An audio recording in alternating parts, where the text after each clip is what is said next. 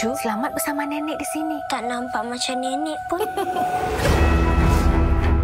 Bekan dah janji untuk balas dendam. Kena cari pokok besar sikit supaya senang. Perlawanan hari ini adalah untuk memilih pahlawan diraja. Tok tak suka lawan. Tok suka makan je. Semoga berjaya. Itu demam yang dalam dan melarutan. Penyakit ini hanya boleh dirawat dengan memusnahkan batu belah.